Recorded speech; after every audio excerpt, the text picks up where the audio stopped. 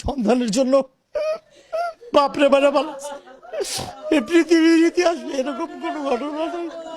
আমি বিএনপি করি, এটা আমার দোষ।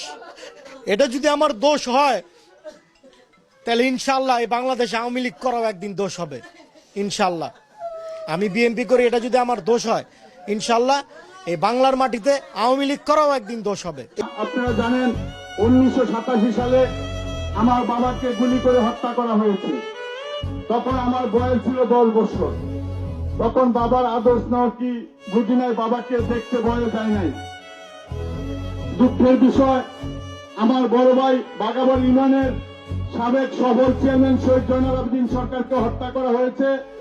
আমার সেই ভাইকে যখন হত্যা করা হয়েছে, আমি একটা মিথ্যা ষড়যন্ত্র মামলায় আমি, আমার দুই ভাই দুলাল সরকার এবং আমার ভাতিজা মঙ্গল সরকার আমরা কারাগারে ছিলাম। ভাইকে দেখতে পারি নাই, জানাজাও দিতে পারি নাই।